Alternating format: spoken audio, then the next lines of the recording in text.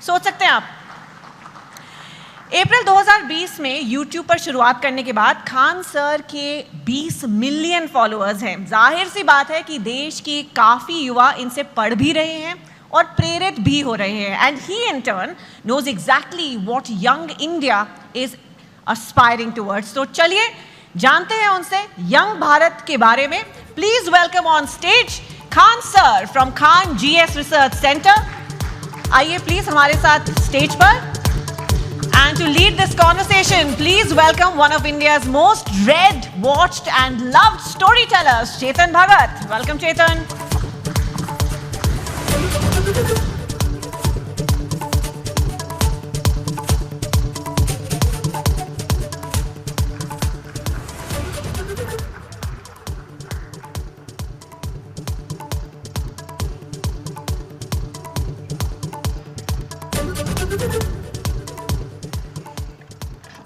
Khan sir, बहुत ही अच्छा लगा आपको देख के।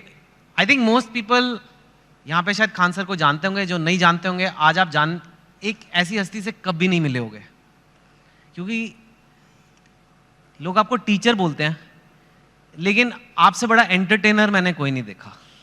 सर नहीं, सीरियसली ये नहीं समझ में आता है कि एजुकेशन इतना इंटरेस्टिंग चीज है, लोग इसको कैसे बोरिंग बना सकते हैं। तो पढ़ाई को इतना इंटरेस्टिंग बना दे कि लोग इसके सिवा कहीं हटना ही नहीं चाहे। हाँ, and before we get into the interview, मतलब मैं आपको बोलूँ इनके वीडियोस बड़े इंटरेस्टिंग होते हैं, वो बात और होती है, but let me show you the master at work. ठीक है, कोई सबसे बोरिंग सब्जेक्ट ले लेते हैं, ठीक है, फिजिक्स। उसमें कोई टॉपिक मैं याद कर रहा हूं अपने IIT के दिन, इलेक्ट्रिक करंट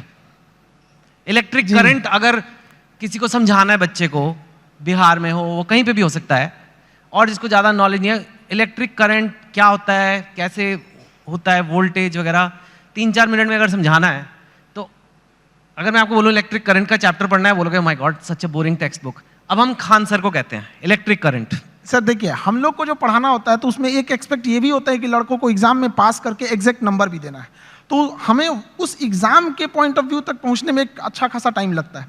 लेकिन समस्या क्या आ जाती है कि हमारे सामने बच्चा जो पढ़ के आ रहा है, जो गांव से आ रहा है, तो कई ऐसे गवर्नमेंट स्कूल या फिर ऐसे जगहों से वो पढ़ के आ रहा है कि जिसका स्टैंडर्ड एकदम मतलब हम एवरेज से भी नीचे समझ जाते हैं। तो सबसे पहले तो चैलेंज हो जाता है उसको ऊपर लेके आना वहां तक। तो एक इलेक्ट्रिक करंट जैसे आप बोले वहां पे, तो लड़के जब शुरू में आते हैं तो उनको ये नहीं समझ में आता कि एम्पियर क्या चीज़ है, वोल्टेज में अंतर क्या नहीं समझ पाते, तो उनको समझाना काफ़ी चैलेंजिंग हो जाता है। तो वही एक छोटा मोटा कि हम लोग ये समझते कि जब हम लोग पढ़ते थे तो हमारे दोस्त हमें अच्छे से समझा देते थे, और वो देहाती भाषा में समझाते थे, और टीचर लोग एक स्टैंडर्ड फॉलो करने लगते थे। तो हमें ऐसा लगता था कि मेरा दोस्त ही ज़्यादा जानकार है लेकिन ऐसा नहीं है कि टीचर के पास नॉलेज रहता था, बट बताते नहीं थे। तो हम लोग के पास जब लड़के आते हैं इलेक्ट्रिक करंट के लिए, तो उसको क्या समझाएगा आदमी कि एक इलेक्ट्रॉन एक छोटा सा पार्टिकल होता है, वो कितनी ज़्यादा आ रहा है, कितना ज़्यादा आ रहा है वो संख्या में दिख रहा है, कितनी भीड़ आ रही है, वो भीड़ उसके लिए एम्पियर हो गई, कितनी भीड़ आ रही है, और किस प्रेशर से भीड़ आ रही है वो उसके लिए वोल्टेज हो गया। अगर 220 वोल्ट है तो उसका प्रेशर अलग, 440 है तो उसका प्रेशर अलग। तो जहां भी हम लोग भीड़ से निकलते हैं तो क्या चीज़ होती है, दो ही चीज़ें होती हैं, भीड़ कितनी है और किस स्पीड से निकल रही है। तो जितनी ज़्यादा में भीड़ है वो उसका एम्पियर हो गया, जिस प्रेशर से निकल रही है वो उसके लिए वोल्टेज हो गया, जितना ज़्यादा होगा वो। तो इससे क्या होता है ना कि लड़के को पहले समझ में आता है कि नहीं वो रिलेट कहाँ करना है, फिर धीरे धीरे तो वो चीज़ें उसको एग्जाम तक तो पहुँच ही जाएगा, लेकिन उसको अपने पास हौसला ना खो दे शुरुआत में ही, इसलिए उसके एक फ्रेंड की तरह पढ़ाना जरूरी होता है। ठीक है, यू सॉ और मैंने तो वो वीडियो देखा है आपका इलेक्ट्रिक करंट का, उसमें तो अभी तो आप फिर भी उसमें और भी हैं कि 440 वॉट का झटका लगा तेरे छूने से। वो एक्चुअली गाना था तो हमने उसी पे कोरिलेट कर दिया, क्योंकि लड़के आजकल ना गाना वाना बड़ा सुनते रहते हैं सब आजकल, तो हमें लगा कि यहीं से इन लोगों को, मतलब हम ये नहीं कहते हैं कि तुम अलग से टाइम निकालो, बट जिस चीज़ों को वो देख रहा है, जिसके सराउंडिंग्स में वो रह रहा है, उसमें हर जगह पढ़ाई छुपी हुई है, हम क्यों ना उसको उसी से कोरिलेट कर दें। टंगस्टन का आपने बताया कि लाल हो जाता है, वो दो लोग लड़ रहे हैं, जरा वो भी बताइए। वो जैसे लड़कों सब आते हैं सब, तो उनको ये समझ में नहीं है फिजिक्स ना, एक तो कुछ ऐसे होते हैं दिमाग में लेके चले आते हैं भैया ये तो मेरे लिए बना ही नहीं है, ऐसा नहीं है। हमारा कोशिश ये रहता है कि एक मजदूर जो है अगर मजदूरी करके आ रहा है, उसने पढ़ाई नहीं किया है, फिर भी उसको अगर क्वांटम फिजिक्स समझा दिया जाए, ये होती है टीचिंग वहाँ पे, ताकि आपका बैकग्राउंड से कोई मतलब नहीं हो। हम जो टॉपिक अभी पढ़ रहे हैं यहाँ तक समझ में आए। टंगस्टन जैसे आप बोले थे यहाँ पे, तो लड़कों लोग को प्रॉब्लम हो रहा था, तो हमने बस उन को यही बताया कि जैसे आप लोगों को गुस्सा लगता है, तो अलग अलग तरीके से कोई गुस्सा होता है, कि कोई गुस्सा होगा तो गालियां देने लगता है, कोई एक दो हाथ लगाने लगता है, कोई सरापने लगता है कि तुम्हारा ये हो जाए वो हो जाए वहां पे। उसी तरह मेटल्स की अलग अलग खासियत होती है।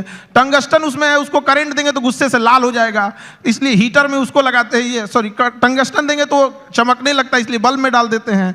अलग अलग चीजें होता है, नाइक्रोम होता है, चमक के हीट देने लगता है। तो वही वो जिस चीज को देखा है उस चीज में उसको अच्छे से समझाया जाए।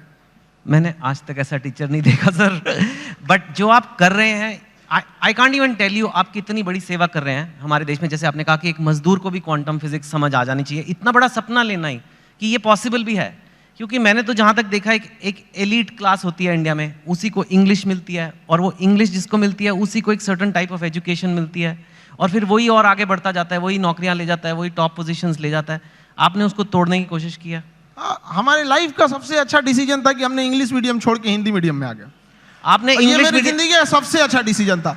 अगर हम नहीं छोड़े रहते तो कहीं कुछ भी नहीं गए रहते। क्या पढ़ रहे हैं हमें नहीं समझ में। हाँ जरूर है कि इंग्लिश मीडियम में या फिर जो आजकल के स्टैंडर्ड है उसमें हम जितने पैसे खर्च कर रहे हैं, जितना इंफ्रास्ट्रक्चर कर रहे हैं, तो अगर हम हजारों की भीड़ अगर किसी चीज में लगाएंगे तो एक दो तो सफल होके आएंगे ही आएंगे ना।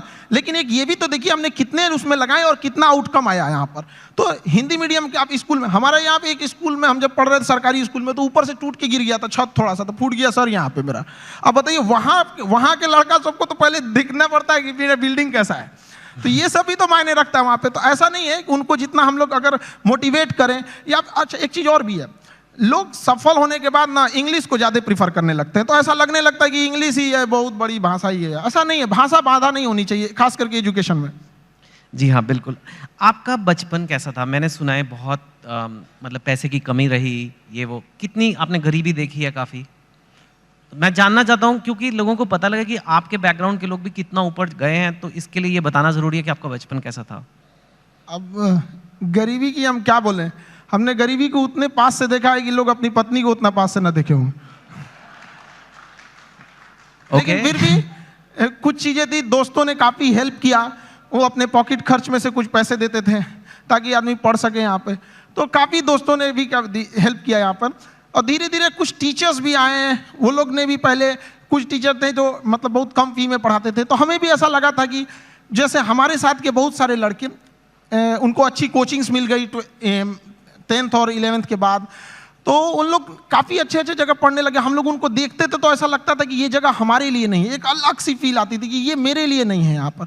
तो फिर जब हम लोग टीचिंग में आए तो हमने सोचा था कि भाई कोई भी गरीब से गरीब लड़का के लिए वो बड़े से बड़ी शिक्षा ग्रहण करने के लिए सपना देख सकता है और उसका सपना पूरा होगा। Very nice.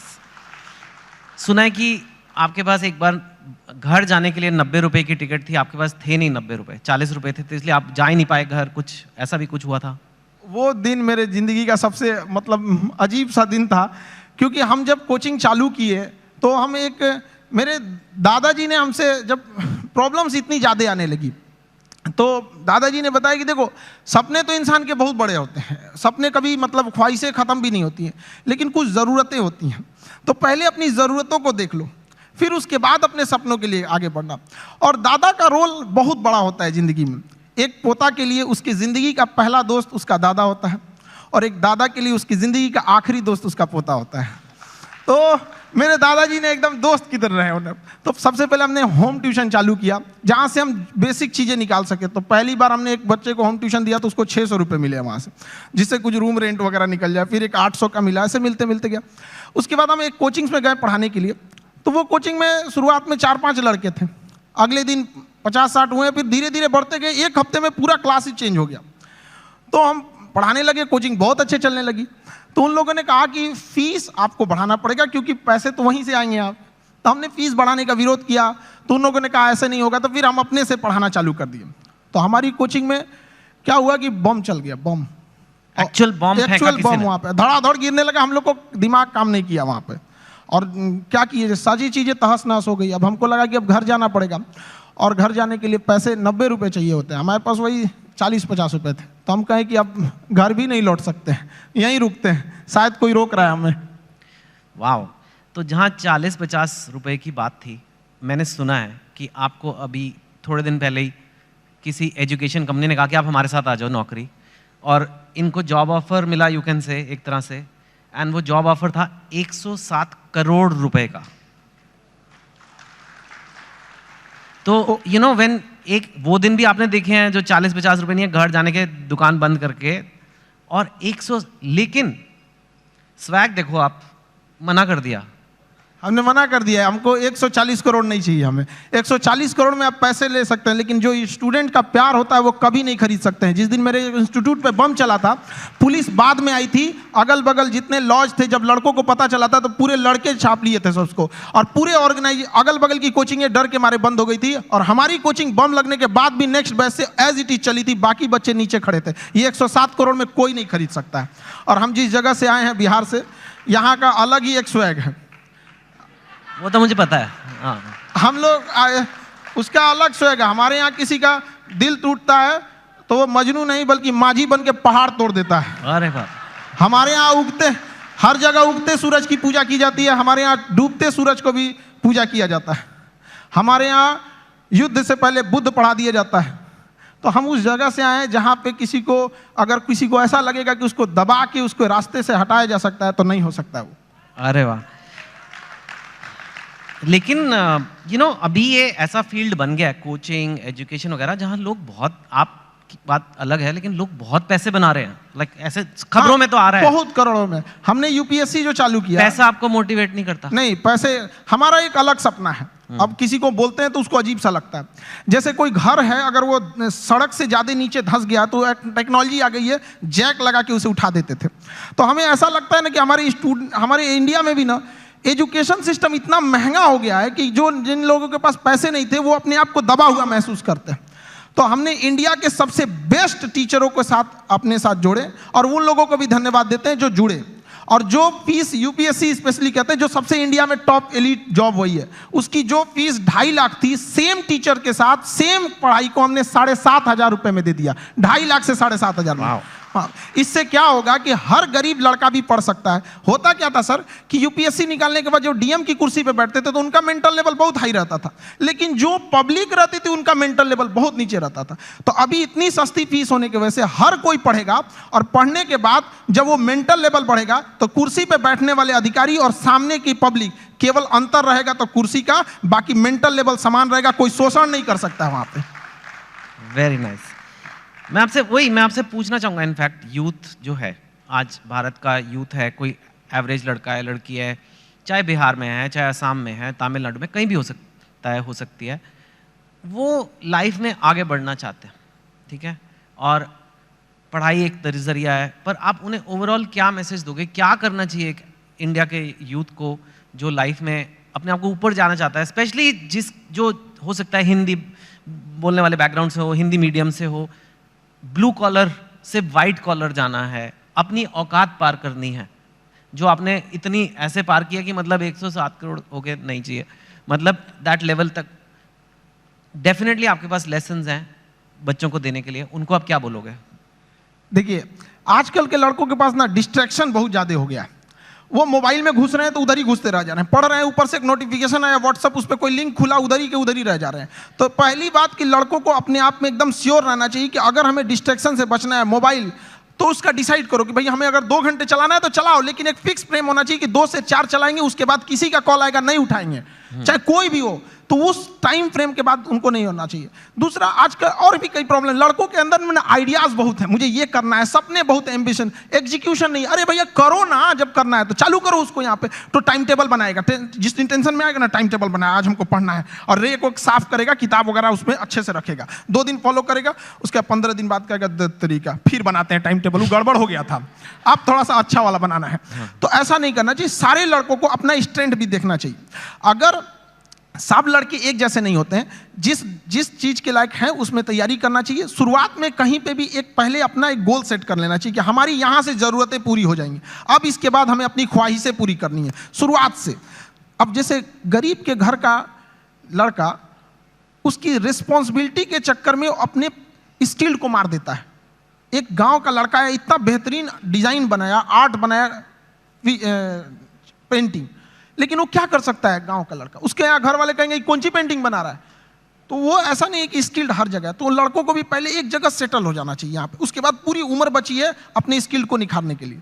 जी हाँ, वेरी नाइस, वेरी नाइस। आपके जो वीडियोस है मैंने देखा है, आप खुद काफ़ी आपको पढ़ना पड़ेगा। आपके जो वीडियो जैसे फिजिक्स, तो मैंने एक एग्जांपल दिया, आपने फॉरेन अफेयर्स पे वीडियो बनाए हैं, इजराइल पैलेस्टाइन पे, रशिया यूक्रेन पे, इंडिया पाकिस्तान, उस पे तो कंट्रोवर्सी भी होती है, और कॉन्स्टिट्यूशन ऑफ इंडिया पे, कोई टॉपिक ले लो, और इतना आप पढ़ाई खुद करते हो। और जहाँ तक मैंने सुना है, अब आप तो one of India top teacher हो, लेकिन आप खुद क्लास में कोई अव्वल स्टूडेंट, मतलब 37th आउट ऑफ 40th आए थे आप।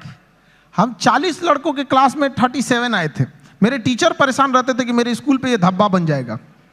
हम उनसे कहें कि सर क्यों परेशान है, चांद फेमस है अपने धब्बा के लिए, लेकिन वो मानते नहीं थे। ऐसा नहीं कि केवल यहाँ शुरू में, बाद में भी ऐसे ही रहे, मतलब धीरे धीरे ऐसे। हमने पोस्ट ग्रेजुएशन में जिस लड़के को हमसे एग्जाम में पूछ लेता भाई थोड़ा सा हेल्प कर दे, वो तो जानते ही हैं थोड़ा चली जाता है, हमने उसको हेल्प किया, उसका आया 70% से ज़्यादा, मेरा 48 आया, हम मार्कशीट फाड़ के फेंक दिए, नहीं चाहिए हमको। क्या करेंगे, वैसे भी हम उसका रख लो भैया वहाँ पे। नहीं तो अब आप काफ़ी पढ़ते हो, बिकॉज एक चीज़ को सिखाने के लिए खुद को समझना है, बहुत ही अच्छे से समझना है एक कॉन्सेप्ट को, ताकि उसे मैं एकदम सिंपल वे में और बेटर समझा सकूं। तो आप खुद काफ़ी पढ़ते हो, खुद काफ़ी स्टडी करते हो? काफ़ी, इसके लिए बहुत मेहनत करना पड़ता है। और कई बार हमें लगा कि हम किसी टीम को लगा देंगे, वो टीम हमसे परेशान होकर भाग जाती है कि भैया इनके साथ झेलना बड़ा मुश्किल है, ये क्या क्या चीज़ों की रिक्वायरमेंट है, तो उसके लिए थोड़ा बैकग्राउंड में मेहनत ज़्यादा करना रहता है। वाह। और पर आप टीचर वैसे शुरू से बनना नहीं चाहते थे, पहले आपका फौज का बड़ा शौक है?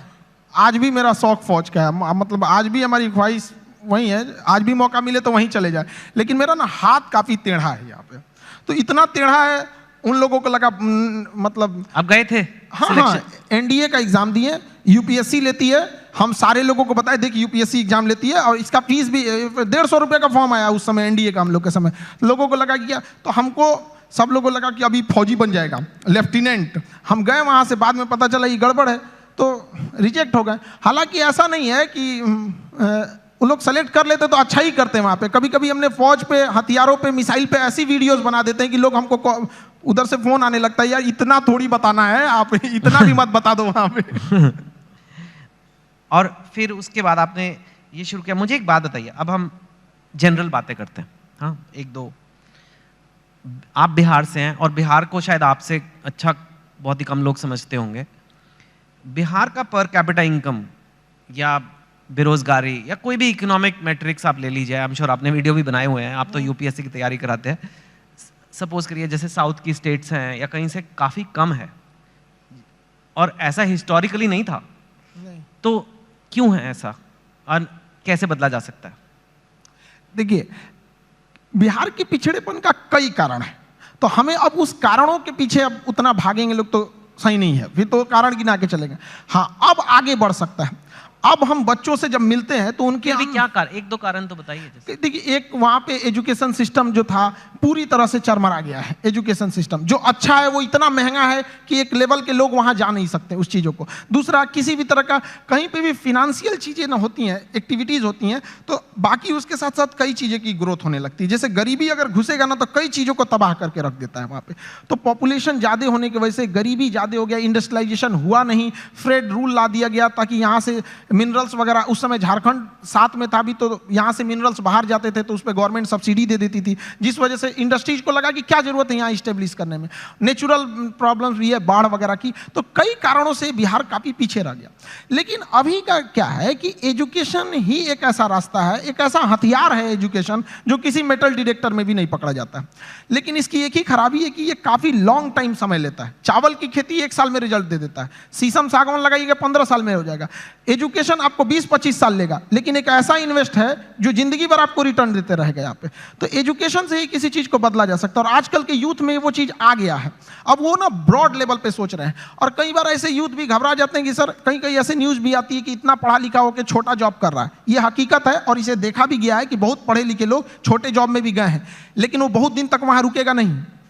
वो वहाँ नहीं रुकेगा, मैं दरिया हूँ अपना हुनर जानता हूँ, जहाँ से भी गुजरूंगा अपना रास्ता बना लूंगा। तो एजुकेशन वाले लोग जहाँ भी जाएंगे वो कुछ देर तक किसी प्रॉब्लम से वहाँ रुक सकते हैं, लेकिन फिर वो अपना रास्ता निकाल लेंगे। तो हर बच्चों को यही कहते हैं, थोड़ा वक्त लेगा, लेकिन एक दिन जब पलटेगा ये वक्त तो पूरी दुनिया देखेगी। Thank you. आपको लगता है एजुकेशन, क्वालिटी एजुकेशन है ना, क्वालिटी एजुकेशन कम प्राइस में दी जा सकती है? बिकॉज एक्चुअली आप एक्सेप्शन है इन, मतलब जैसे फॉर एग्जांपल मेडिकल की सीट ले लीजिए या एमडी की सीट, मैंने सुना है 1-1 करोड़ रुपया, मतलब फॉरेन जाके मेडिसिन करना ज़्यादा सस्ता हो गया इंडिया से। ऐसे भी हैं कि करोड़ रुपए में डिग्रियां हैं।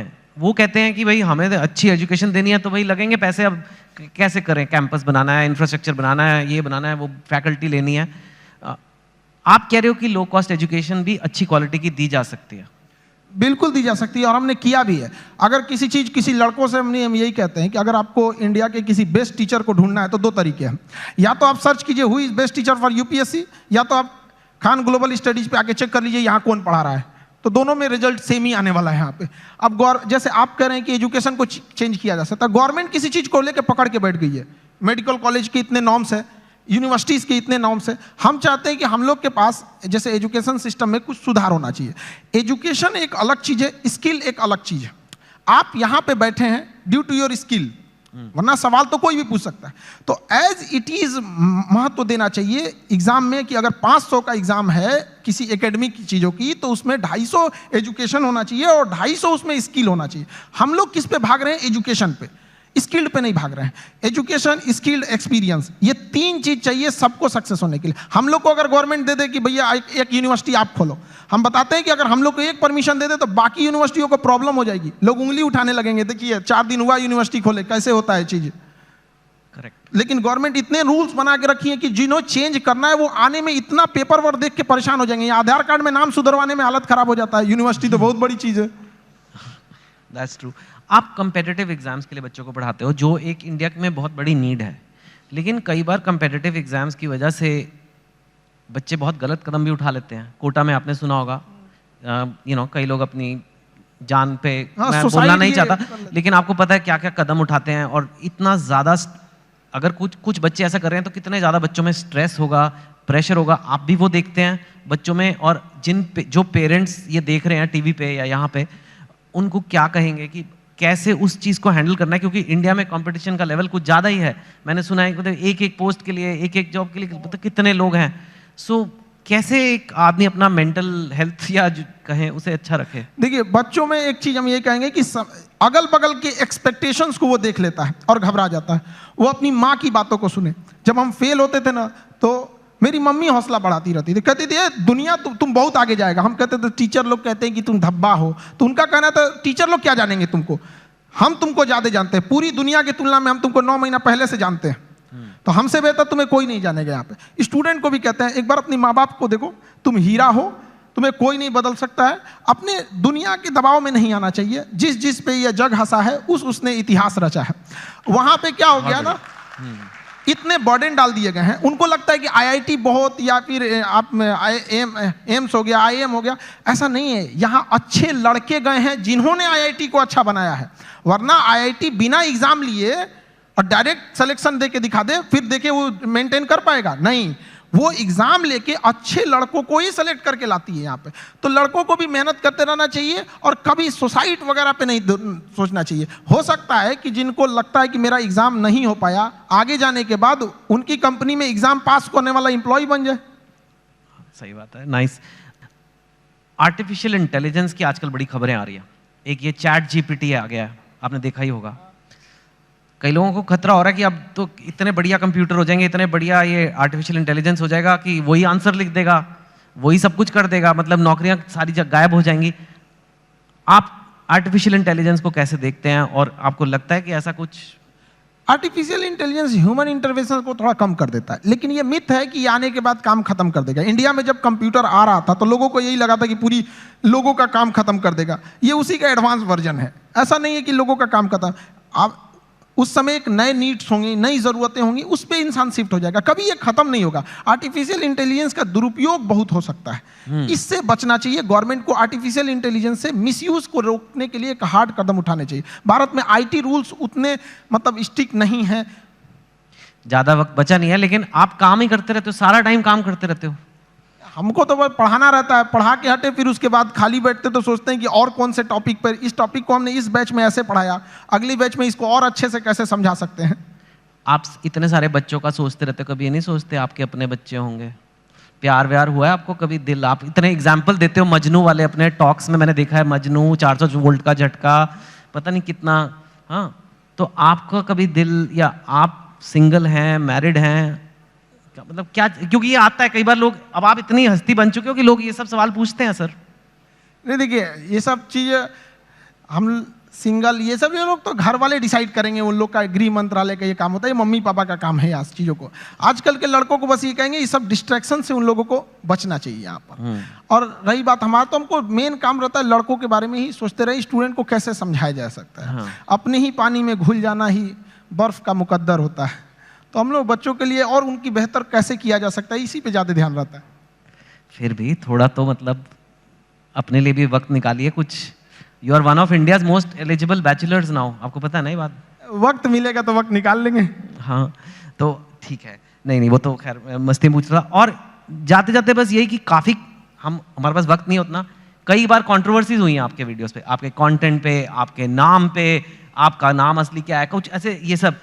And I don't want you to answer each of them. आप उनको कैसे देखते हो?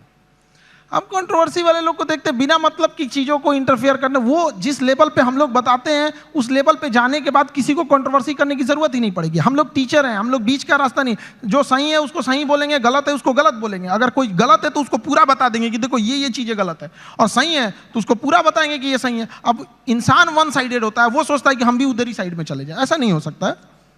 ठीक है खान सर, बढ़िया काम कर रहे हो, करते रहिए। धन्यवाद। Thank you so much. Thank you.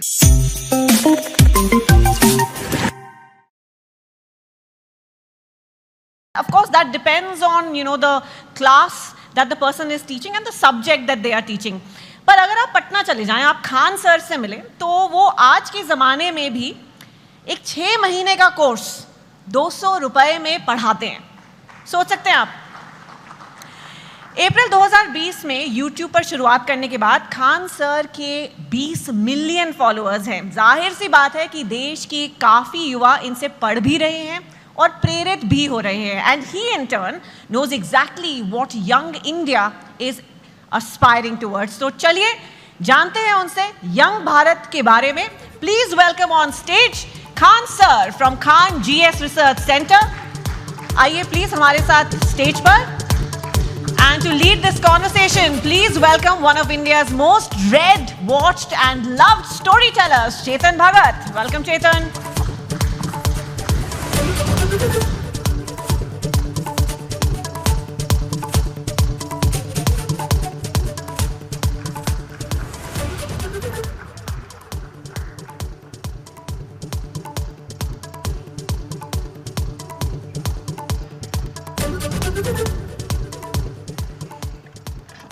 Khan sir, बहुत ही अच्छा लगा आपको देख के।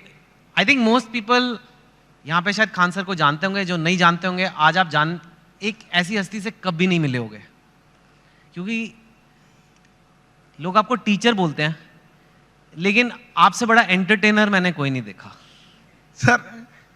नहीं सीरियसली, ये नहीं समझ में आता है कि एजुकेशन इतना इंटरेस्टिंग चीज है, लोग इसको कैसे बोरिंग बना सकते हैं। तो पढ़ाई को इतना इंटरेस्टिंग बना दे कि लोग इसके सिवा कहीं हटना ही नहीं चाहे। हाँ, and before we get into the interview, मतलब मैं आपको बोलूँ इनके वीडियोस बड़े इंटरेस्टिंग होते हैं, वो बात और होती है, but let me show you the master at work. ठीक है, कोई सबसे बोरिंग सब्जेक्ट ले लेते हैं, ठीक है, फिजिक्स, उसमें कोई टॉपिक मैं याद कर रहा हूँ अपने IIT के दिन, इलेक्ट्रिक करंट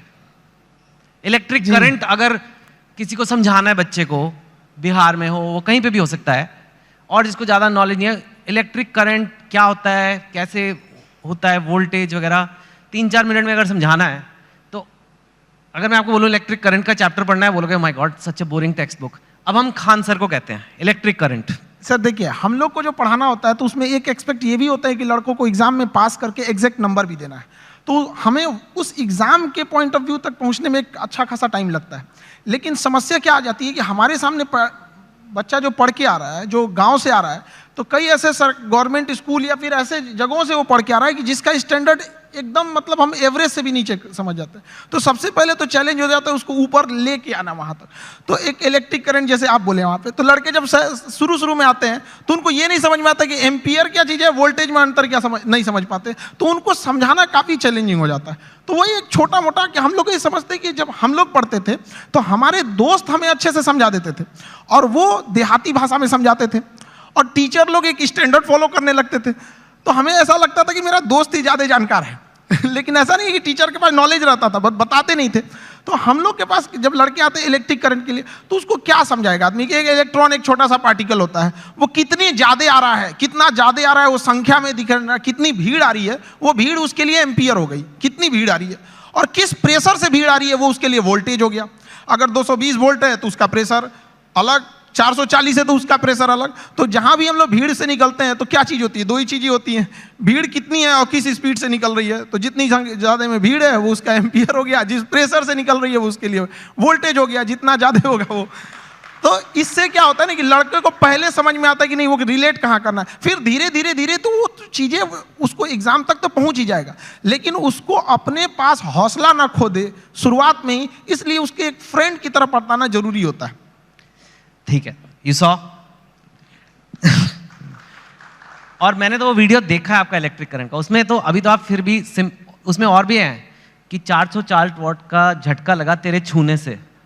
वो एक्चुअली गाना था तो हमने उसी पे कोरिलेट कर दिया, क्योंकि लड़के आजकल ना गाना वाना बड़ा सुनते रहते हैं सब आजकल, तो हमें लगा कि यहीं से इन लोगों को, मतलब हम ये नहीं कहते हैं कि तुम अलग से टाइम निकालो, बट जिस चीज़ों को वो देख रहा है, जिसके सराउंडिंग्स में वो रह रहा है, उसमें हर जगह पढ़ाई छुपी हुई है, हम क्यों ना उसको उसी से कोरिलेट कर दें। टंगस्टन का आपने बताया कि लाल हो जाता है, वो दो लोग लड़ रहे हैं, जरा वो भी बताइए। वो जैसे लड़कों सब आते हैं सब, तो उनको ये समझ में नहीं है फिजिक्स ना, एक तो कुछ ऐसे होते हैं दिमाग में लेके चले आते हैं, भैया ये तो मेरे लिए बना ही नहीं है। ऐसा नहीं है, हमारा कोशिश ये रहता है कि एक मजदूर जो है, अगर मजदूरी करके आ रहा है, उसने पढ़ाई नहीं किया है, फिर भी उसको अगर क्वांटम फिजिक्स समझा दिया जाए, ये होती है टीचिंग वहाँ पे, ताकि आपका बैकग्राउंड से कोई मतलब नहीं हो, हम जो टॉपिक अभी पढ़ रहे हैं यहाँ तक समझ में आए। टंगस्टन जैसे आप बोले थे यहाँ पे, तो लड़कों लोग को प्रॉब्लम हो रहा था, तो हमने बस उन लोगों को यही बताया कि जैसे आप लोगों को गुस्सा लगता है तो अलग अलग तरीके से कोई गुस्सा होता है, कि कोई गुस्सा होगा तो गालियां देने लगता है, कोई एक दो हाथ लगाने लगता है, कोई सरापने लगता है कि तुम्हारा ये हो जाए वो हो जाए वहां पे। उसी तरह मेटल्स की अलग अलग खासियत होती है। टंगस्टन उसमें है, उसको करंट देंगे तो गुस्से से लाल हो जाएगा, इसलिए हीटर में उसको लगाते हैं, ये सॉरी टंगस्टन देंगे तो चमकने लगता है, इसलिए बल्ब में डाल देते हैं। अलग अलग चीजें होता है, नाइक्रोम होता है, चमक के हीट देने लगता है। तो वही वो जिस चीज को देखा है उस चीज में उसको अच्छे से समझाया जाए। मैंने आज तक ऐसा टीचर नहीं देखा सर, बट जो आप कर रहे हैं, I can't even tell you आप कितनी बड़ी सेवा कर रहे हैं हमारे देश में। जैसे आपने कहा कि एक मजदूर को भी क्वांटम फिजिक्स समझ आ जानी चाहिए, इतना बड़ा सपना लेना ही कि ये पॉसिबल भी है। क्योंकि मैंने तो जहाँ तक देखा एक एलीट क्लास होती है इंडिया में, उसी को इंग्लिश मिलती है, और वो इंग्लिश जिसको मिलती है उसी को एक सर्टन टाइप ऑफ एजुकेशन मिलती है, और फिर वही और आगे बढ़ता जाता है, वही नौकरियाँ ले जाता है, वही टॉप पोजिशंस ले जाता है। आपने उसको तोड़ने की कोशिश किया? हमारे लाइफ का सबसे अच्छा डिसीजन था कि हमने इंग्लिश मीडियम छोड़ के हिंदी मीडियम में आ गए। आपने ये मेरी जिंदगी का सबसे अच्छा डिसीजन था। अगर हम नहीं छोड़े रहते तो कहीं कुछ भी नहीं गए रहते। क्या पढ़ रहे हैं हमें नहीं समझ में। हाँ जरूर है कि इंग्लिश मीडियम में या फिर जो आजकल के स्टैंडर्ड है उसमें हम जितने पैसे खर्च कर रहे हैं, जितना इंफ्रास्ट्रक्चर कर रहे हैं, तो अगर हम हजारों की भीड़ अगर किसी चीज में लगाएंगे तो एक दो तो सफल होके आएंगे ही आएंगे ना। लेकिन एक ये भी तो देखिए हमने कितने उसमें लगाए और कितना आउटकम आया यहाँ पर। तो हिंदी मीडियम के आप स्कूल में, हमारे यहाँ पे एक स्कूल में हम जब पढ़ रहे थे सरकारी स्कूल में, तो ऊपर से टूट के गिर गया था छत, थोड़ा सा तो फूट गया सर यहाँ पे मेरा। अब बताइए वहाँ के लड़का सबको तो पहले दिखना पड़ता है कि मेरा बिल्डिंग कैसा है। तो ये सब भी तो मायने रखता है वहाँ पे। तो ऐसा नहीं है कि उनको जितना हम लोग अगर मोटिवेट करें या अच्छा एक चीज़ और भी है, लोग सफल होने के बाद ना इंग्लिश को ज़्यादा प्रीफर करने लगते हैं। तो ऐसा लगने लगता है कि इंग्लिश ही है बहुत बड़ी भाषा ही है। ऐसा नहीं है, भाषा बाधा नहीं होनी चाहिए, खास करके एजुकेशन में। जी हाँ बिल्कुल। आपका बचपन कैसा था? मैंने सुना है बहुत मतलब पैसे की कमी रही, ये वो, कितनी आपने गरीबी देखी है काफ़ी। मैं जानना चाहता हूँ क्योंकि लोगों को पता लगे कि आपके बैकग्राउंड के लोग भी कितना ऊपर गए हैं, तो इसके लिए ये बताना ज़रूरी है कि आपका बचपन कैसा था। अब गरीबी की हम क्या बोलें, हमने गरीबी को उतने पास से देखा है कि लोग अपनी पत्नी को उतना पास से ना देखे हों। लेकिन फिर भी कुछ चीजें थी, दोस्तों ने काफी हेल्प किया, वो अपने पॉकेट खर्च में से कुछ पैसे देते थे ताकि आदमी पढ़ सके यहाँ पे। तो काफ़ी दोस्तों ने भी हेल्प किया यहाँ पर। और धीरे धीरे कुछ टीचर्स भी आए हैं, वो लोग ने भी पहले, कुछ टीचर थे जो मतलब बहुत कम फी में पढ़ाते थे। तो हमें भी ऐसा लगा था कि जैसे हमारे साथ के बहुत सारे लड़के उनको अच्छी कोचिंग्स मिल गई 10th और 11th के बाद, तो उन लोग काफ़ी अच्छे अच्छे जगह पढ़ने लगे। हम लोग उनको देखते थे तो ऐसा लगता था कि ये जगह हमारे लिए नहीं है, एक अलग सी फील आती थी कि ये मेरे लिए नहीं है यहाँ पर। तो फिर जब हम लोग टीचिंग में आए तो हमने सोचा था कि भाई कोई भी गरीब से गरीब लड़का के लिए वो बड़े से बड़ी शिक्षा ग्रहण करने के लिए सपना देख सकता है और उसका सपना पूरा होगा। Very nice. सुना है कि आपके पास एक बार घर जाने के लिए 90 रुपए की टिकट थी, आपके पास थे नहीं 90 रुपए, 40 रुपए थे, तो इसलिए आप जा ही नहीं पाए घर, कुछ ऐसा भी कुछ हुआ था? वो दिन मेरे ज़िंदगी का सबसे मतलब अजीब सा दिन था, क्योंकि हम जब कोचिंग चालू किए तो हम मेरे दादाजी ने हमसे, जब प्रॉब्लम्स इतनी ज़्यादा आने लगी तो दादाजी ने बताया कि देखो, सपने तो इंसान के बहुत बड़े होते हैं, सपने कभी मतलब ख्वाहिशें ख़त्म भी नहीं होती हैं, लेकिन कुछ ज़रूरतें होती हैं। तो पहले अपनी ज़रूरतों को देख लो, फिर उसके बाद अपने सपनों के लिए आगे बढ़ना। और दादा का रोल बहुत बड़ा होता है ज़िंदगी में। एक पोता के लिए उसकी ज़िंदगी का पहला दोस्त उसका दादा होता है, और एक दादा के लिए उसकी ज़िंदगी का आखिरी दोस्त उसका पोता होता है। तो मेरे दादाजी ने एकदम दोस्त की तरह रहे उन्हें। तो सबसे पहले हमने होम ट्यूशन चालू किया, जहाँ से हम बेसिक चीज़ें निकाल सके। तो पहली बार हमने एक बच्चे को होम ट्यूशन दिया तो उसको 600 रुपये मिले वहाँ से, जिससे कुछ रूम रेंट वगैरह निकल जाए। फिर एक 800 का मिला, ऐसे मिलते मिलते गया। उसके बाद हम एक कोचिंग्स में गए पढ़ाने के लिए। तो वो कोचिंग में शुरुआत में 4-5 लड़के थे, अगले दिन 50-60 हुए, फिर धीरे धीरे बढ़ते गए। एक हफ्ते में पूरा क्लास ही चेंज हो गया। तो हम पढ़ाने लगे, कोचिंग बहुत अच्छे चलने लगी। तो उन लोगों ने कहा कि फीस आपको बढ़ाना पड़ेगा, क्योंकि पैसे तो वहीं से आएंगे आप। तो हमने फीस बढ़ाने का विरोध किया, तो उन लोगों ने कहा ऐसे नहीं होगा। तो फिर हम अपने से पढ़ाना चालू कर दिए। तो हमारी कोचिंग में क्या हुआ कि बम चल गया, बम, एक्चुअल बम वहाँ पे धड़ाधड़ गिरने लगा। हम लोग को दिमाग काम नहीं किया वहाँ पे, और क्या किए, सारी चीज़ें तहस नहस हो गई। अब हमको लगा कि अब घर जाना पड़ेगा, और घर जाने के लिए पैसे 90 रुपये चाहिए होते हैं, हमारे पास वही 40-50 रुपये थे। तो हम कहें कि अब घर भी नहीं लौट सकते हैं, यहीं रुकते हैं, शायद कोई रोक रहा है हमें। वाह। तो जहाँ 40-50 रुपए की बात थी, मैंने सुना है कि आपको अभी थोड़े दिन पहले ही किसी एजुकेशन कंपनी ने कहा कि आप हमारे साथ आ जाओ नौकरी, और इनको जॉब ऑफर मिला, यू कैन से, एक तरह से। एंड वो जॉब ऑफर था 107 करोड़ रुपए का। तो यू नो व्हेन, एक वो दिन भी आपने देखे हैं जो 40-50 रुपए नहीं है, घर जाने के दुकान बंद करके, और 100, लेकिन स्वैग देखो, आप मना कर दिया। हमने मना कर दिया है, हमको 140 करोड़ नहीं चाहिए। हमें 140 करोड़ में आप पैसे ले सकते हैं, लेकिन जो स्टूडेंट का प्यार होता है वो कभी नहीं खरीद सकते हैं। जिस दिन मेरे इंस्टीट्यूट पे बम चला था, पुलिस बाद में आई थी, अगल बगल जितने लॉज थे, जब लड़कों को पता चला था तो पूरे लड़के छाप लिए थे सबको, और पूरे अगल बगल की कोचिंगें डर के मारे बंद हो गई थी। और हमारी कोचिंग बम लगने के बाद भी नेक्स्ट बैच से एज इट इज चली थी, बाकी बच्चे नीचे खड़े थे। ये 107 करोड़ में कोई नहीं खरीद सकता है। और हम जिस जगह से आए हैं, बिहार से, यहाँ का अलग ही एक स्वैग है, वो तो मुझे पता है। हाँ, हम लोग उसका अलग स्वैग है। हमारे यहाँ किसी का दिल टूटता है तो वो मजनू नहीं बल्कि माझी बन के पहाड़ तोड़ देता है। अरे वाह। हमारे यहाँ हर जगह उगते सूरज की पूजा की जाती है, हमारे यहाँ डूबते सूरज को भी पूजा किया जाता है। हमारे यहाँ युद्ध से पहले बुद्ध पढ़ा दिया जाता है। तो हम उस जगह से आए हैं जहाँ पे अगर किसी को ऐसा लगेगा कि उसको दबा के उसको रास्ते से हटाया जा सकता है, तो नहीं हो सकता है वो। अरे वाह। लेकिन यू नो अभी ये ऐसा फील्ड बन गया है, कोचिंग, एजुकेशन वगैरह, जहाँ लोग बहुत, आपकी बात अलग है, लेकिन लोग बहुत पैसे बना रहे हैं। लाइक ऐसे खबरों में तो आ रहा है बहुत करोड़ों में। हमने यूपीएससी जो चालू किया, पैसा आपको मोटिवेट नहीं करता? नहीं, पैसे हमारा एक अलग सपना है। अब किसी को बोलते हैं तो उसको अजीब सा लगता है। जैसे कोई घर है, अगर वो सड़क से ज्यादा नीचे धंस गया तो टेक्नोलॉजी आ गई है, जैक लगा के उसे उठा देते थे। तो हमें ऐसा लगता है ना कि हमारे इंडिया में भी ना एजुकेशन सिस्टम इतना महंगा हो गया है कि जिन लोगों के पास पैसे नहीं थे वो अपने आप को दबा हुआ महसूस करते हैं। तो हमने इंडिया के सबसे बेस्ट टीचरों के साथ अपने साथ जोड़े, और उन लोगों को भी धन्यवाद देते हैं जो जुड़े। और जो फीस यूपीएससी स्पेशली कहते हैं, जो सबसे इंडिया में टॉप एलीट जॉब वही है, उसकी जो फीस 2.5 लाख थी, सेम टीचर के साथ सेम पढ़ाई को हमने 7,500 रुपए में दे दिया। 2.5 लाख से 7,500 में। हाँ, इससे क्या होगा कि हर गरीब लड़का भी पढ़ सकता है। होता क्या था सर कि यूपीएससी निकालने के बाद जो डीएम की कुर्सी पे बैठते थे तो उनका मेंटल लेवल बहुत हाई रहता था, लेकिन जो पब्लिक रहती थी उनका मेंटल लेवल बहुत नीचे रहता था। तो अभी इतनी सस्ती फीस होने की वजह से हर कोई पढ़ेगा, और पढ़ने के बाद जब वो मेंटल लेवल बढ़ेगा तो कुर्सी पे बैठने वाले अधिकारी और सामने की पब्लिक केवल अंतर रहेगा तो कुर्सी का, बाकी मेंटल लेवल समान रहेगा, कोई शोषण नहीं कर सकता वहां पे। Very nice.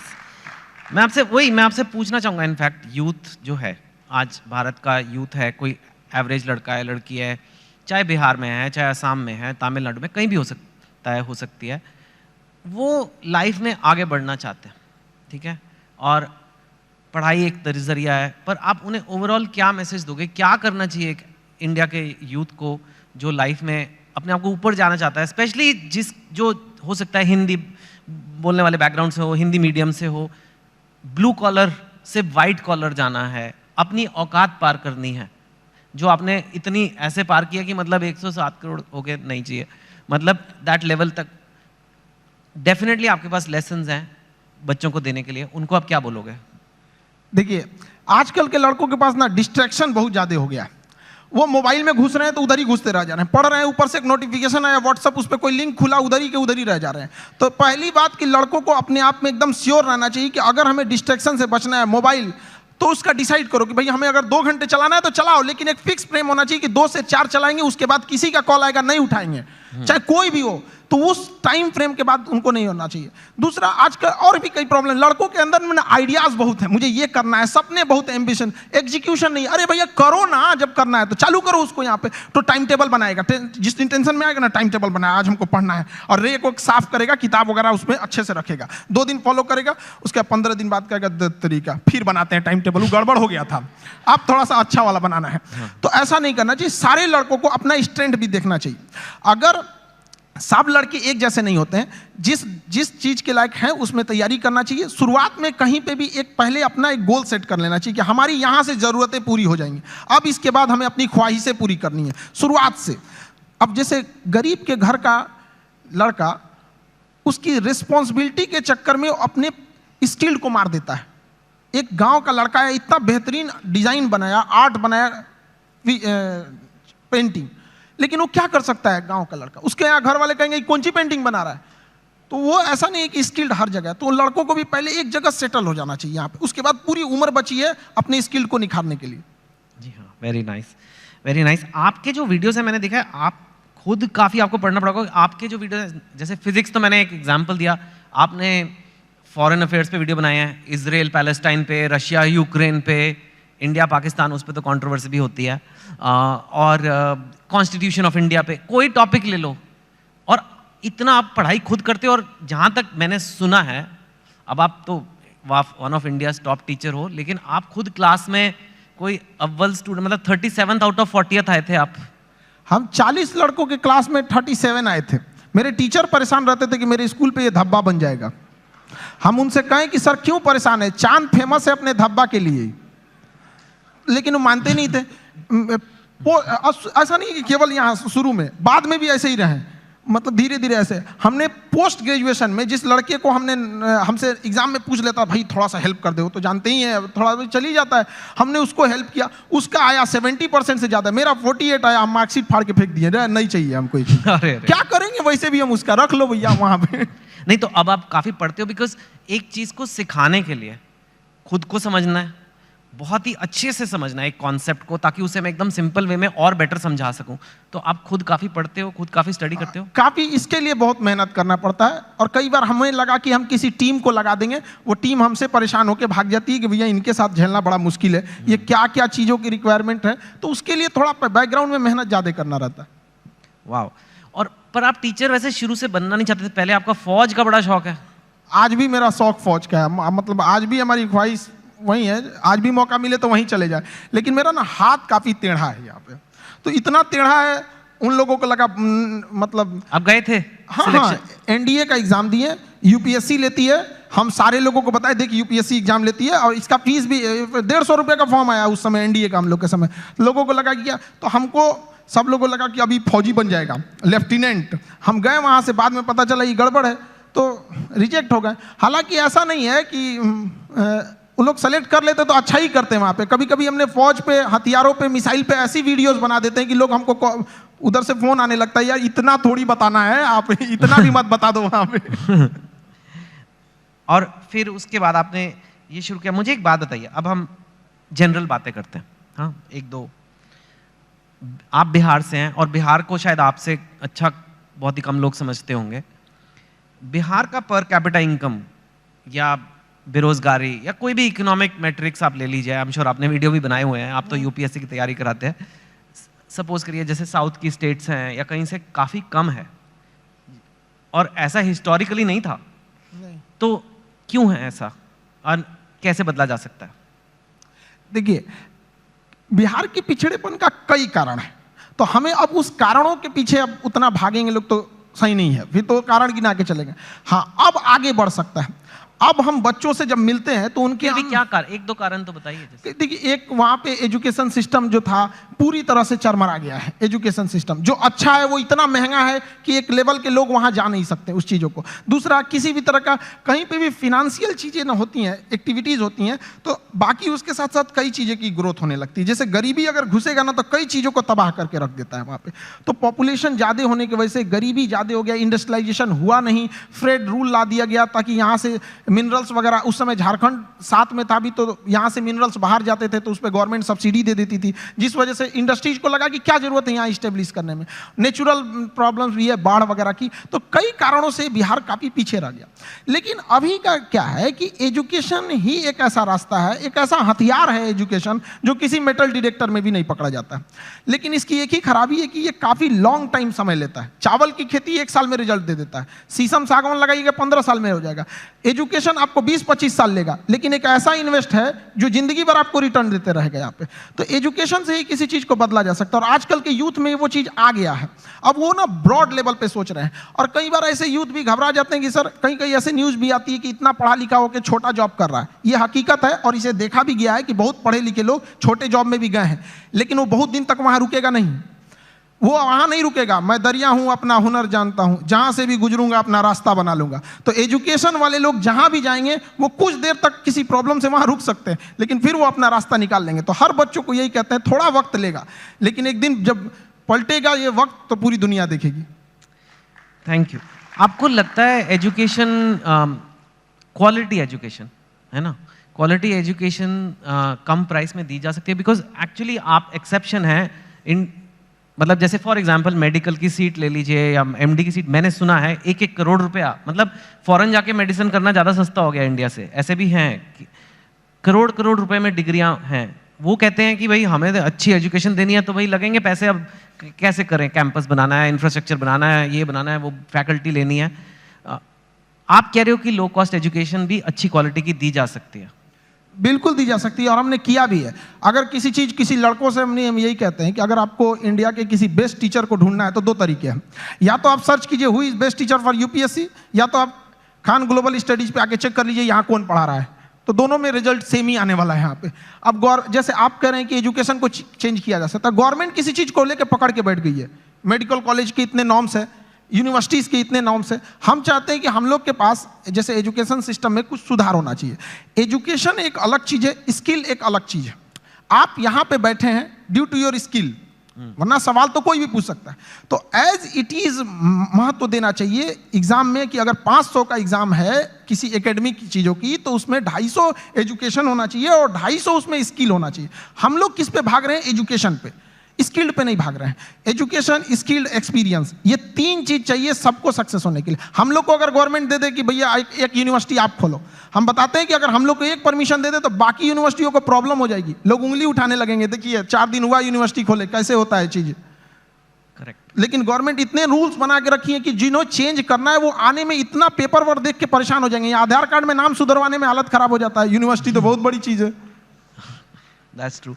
आप कंपेटिटिव एग्जाम्स के लिए बच्चों को पढ़ाते हो, जो एक इंडिया में बहुत बड़ी नीड है, लेकिन कई बार कंपेटिटिव एग्जाम्स की वजह से बच्चे बहुत गलत कदम भी उठा लेते हैं। कोटा में आपने सुना होगा, कई लोग अपनी जान पे, मैं बोलना नहीं चाहता, लेकिन आपको पता है क्या क्या कदम उठाते हैं। और इतना ज़्यादा, अगर कुछ बच्चे ऐसा कर रहे हैं तो कितने ज़्यादा बच्चों में स्ट्रेस होगा, प्रेशर होगा, आप भी वो देखते हैं बच्चों में, और जो पेरेंट्स ये देख रहे हैं टीवी पे या यहाँ पे, उनको क्या कहेंगे कि कैसे उस चीज़ को हैंडल करना है? क्योंकि इंडिया में कंपटीशन का लेवल कुछ ज़्यादा ही है।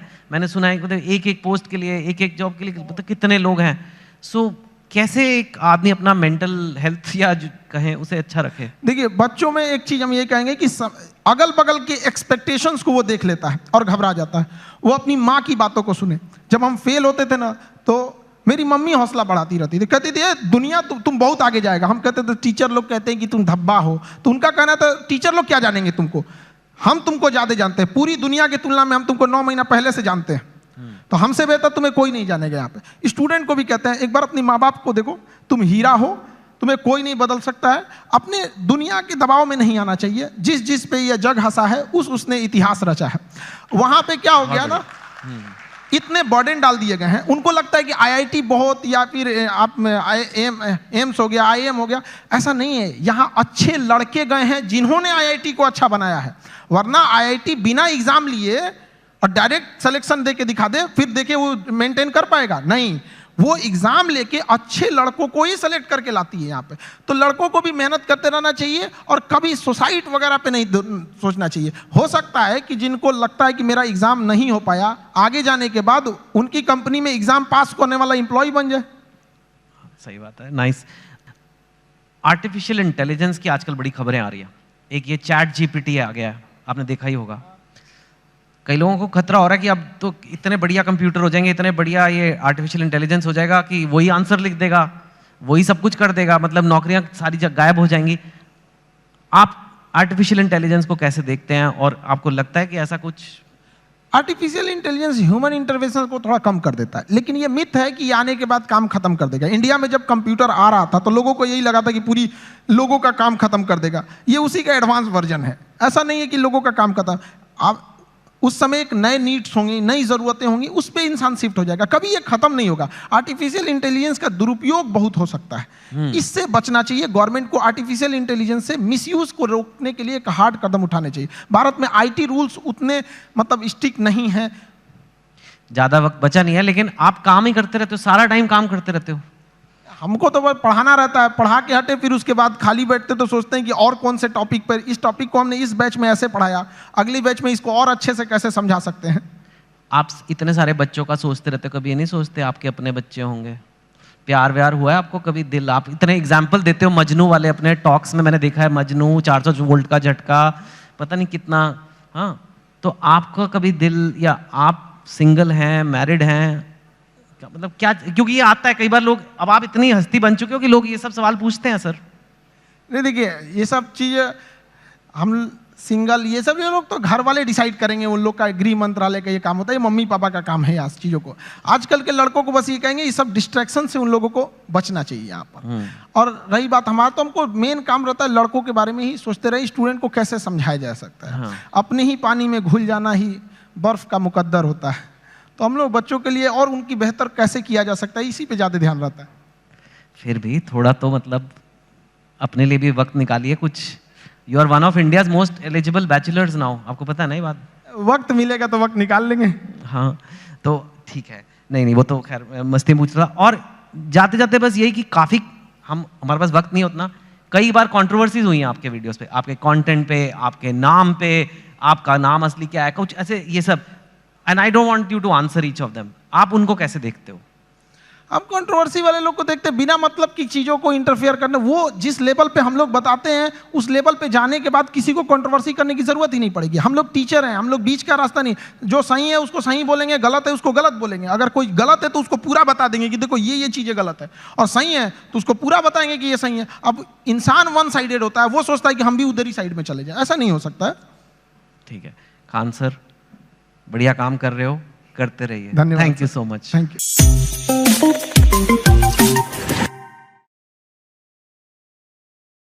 Of course, that depends on the class that the person is teaching and the subject that they are teaching. पर अगर आप पटना चले जाएं, आप खान सर से मिलें, तो वो आज के ज़माने में भी एक 6 महीने का कोर्स 200 रुपए में पढ़ाते हैं। सोच सकते हैं आप। अप्रैल 2020 में YouTube पर शुरुआत करने के बाद खान सर के 20 मिलियन फॉलोअर्स हैं। जाहिर सी बात है कि देश के काफ़ी युवा इनसे पढ़ भी रहे हैं और प्रेरित भी हो रहे हैं। And he in turn knows exactly what young India is aspiring towards. तो चलिए जानते हैं उनसे यंग भारत के बारे में। Please welcome on stage Khan sir from Khan GS research centre. आइए प्लीज हमारे साथ स्टेज पर। And to lead this conversation, please welcome one of India's most read, watched and loved storytellers, Chetan Bhagat. Welcome, Chetan.